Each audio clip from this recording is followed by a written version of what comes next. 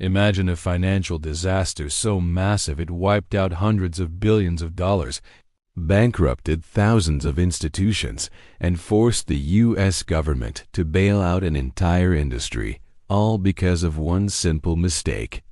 And yet, most people have never even heard of it.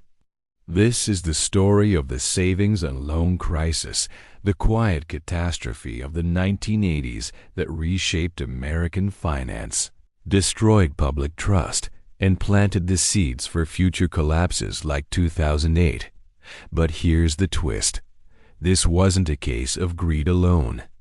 It was a perfect storm where good intentions, bad incentives, and political pressure collided.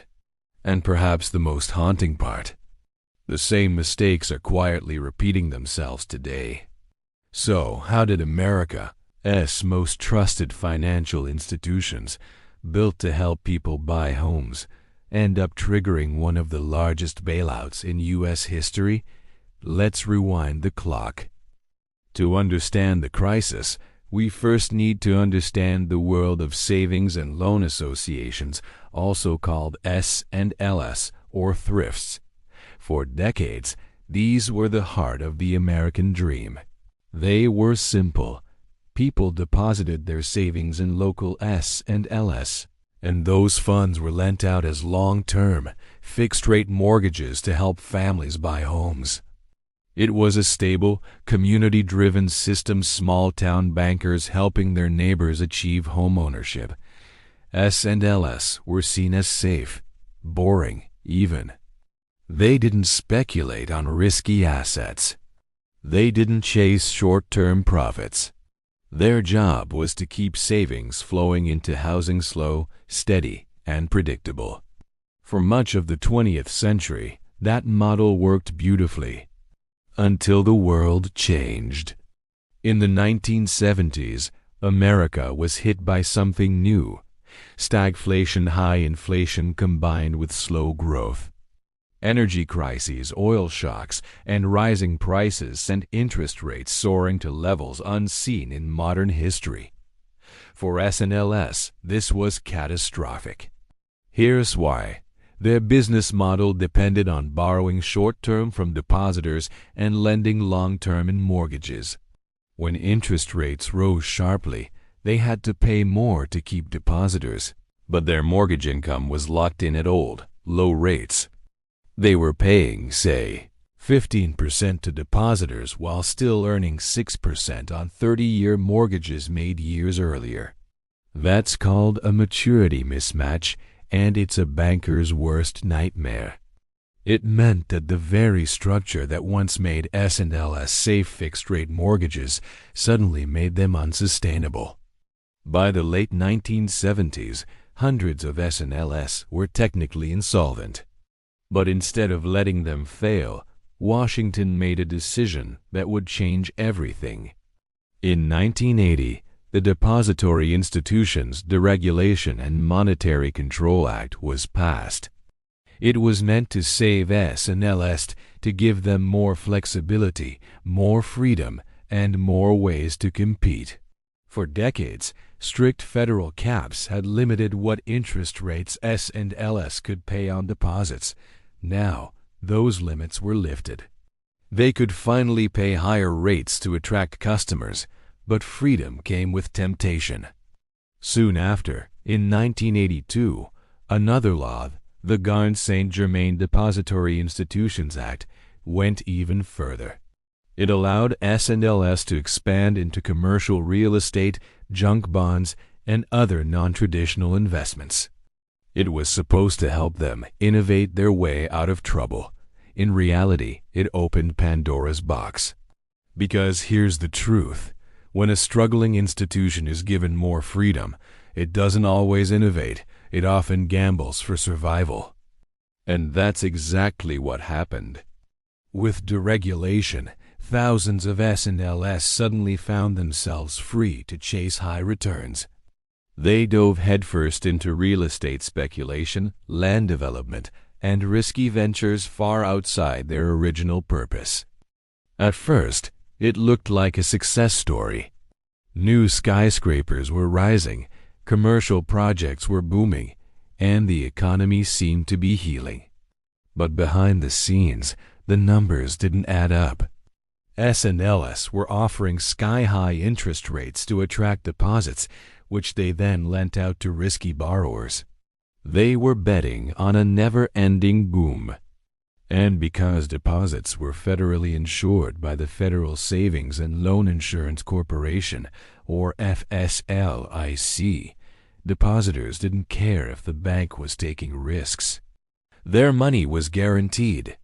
That created what economists call moral hazard, when people or institutions take risks because they know someone else will bear the cost. Think about it. If a bank can make huge profits when things go well, but taxpayers pick up the bill when things go wrong, what's to stop them from gambling? Nothing. And that's exactly what happened. By the mid-1980s, nowhere was the illusion of success stronger or more dangerous than in Texas. Oil money was flooding in, land values were skyrocketing, and S&Ls were lending recklessly to developers building shopping centers, office parks, and condos. But when oil prices collapsed in 1986, everything unraveled. Real estate values plummeted, loans went bad, and the paper profits that S&Ls had been reporting evaporated overnight. Hundreds of institutions suddenly found themselves underwater, unable to collect on bad loans, but still owing depositors billions. It was the beginning of a domino effect that would sweep across the country. And yet, politicians were reluctant to act. Why? Because closing a failing S&L was politically unpopular. It meant job losses, angry depositors, and local economic pain. So regulators often looked the other way, hoping the problem would fix itself. Spoiler, it didn't.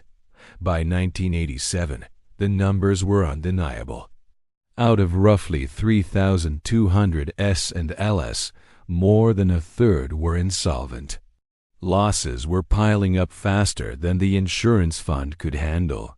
The FSLIC, the very agency meant to protect depositors, was itself bankrupt. The cost of the bailout kept rising, $10 billion, $30 billion, $50 billion, until finally, estimates hit over $150 billion. Something had to give. In 1989, Congress passed the Financial Institutions Reform, Recovery and Enforcement Act, a massive overhaul designed to shut down insolvent thrifts and create a new agency, the Resolution Trust Corporation, to clean up the mess. The RTC was tasked with liquidating failed S&Ls, selling off their loans, properties, and assets at pennies on the dollar. By the time the dust settled, over 1,000 institutions had failed. Hundreds of executives were indicted for fraud, and taxpayers were left holding the bag for tens of billions of dollars. The savings and loan industry, once the backbone of American home ownership, was effectively dead. Every great scandal needs its face, and for the S&L crisis, that face was Charles Keating. Keating ran Lincoln's Savings and Loan, one of the largest and most notorious S&Ls to collapse. He aggressively marketed risky investments to elderly customers, misled regulators, and used political influence to keep investigators at bay. In 1989, the scandal exploded when it was revealed that 5 U.S. senators, known as the Keating Five, had intervened on his behalf after receiving campaign donations. The fallout was devastating, a symbol of how politics, money, and corruption had fueled the crisis. Keating was eventually convicted of fraud, and Lincoln's savings collapse cost taxpayers an estimated $3 billion. But even that was just one chapter in a much larger book of systemic failure. By the early 1990s, the RTC had liquidated most of the failed S&Ls. The total estimated cost, $160 billion. about $500 billion in today's money. Roughly $124 billion of that came directly from taxpayers. The S&L crisis became, at the time, the most expensive financial collapse in U.S. history. It wasn't until decades later, during the 2008 financial crisis, that America would see another disaster on the same scale. And just like in 2008, many of the same patterns emerged. Deregulation leading to excess risk-taking, political pressure delaying intervention, and insurance safety nets creating moral hazard. History didn't just rhyme, it repeated. Here's where the story gets uncomfortable. If you look closely at what led to the S&L collapse, rising interest rates, rapid credit expansion, lax oversight, and risky real estate lending, it sounds eerily familiar to what's happening today. Recent years have seen record levels of household debt, rising commercial real estate vacancies, and regional banks struggling with long-term bonds that lost value when interest rates went up. Sound familiar? It should. It's the same fundamental mismatch that doomed the S&Ls. And once again, regulators are walking a tightrope between maintaining confidence and avoiding panic. The truth is, financial systems rarely collapse because of one bad decision. They collapse because everyone assumes someone else is watching the risks. Until it's too late. So, what can we actually learn from the savings and loan crisis? Here are 3 hard truths. Lesson 1. Bad incentives create bad behavior.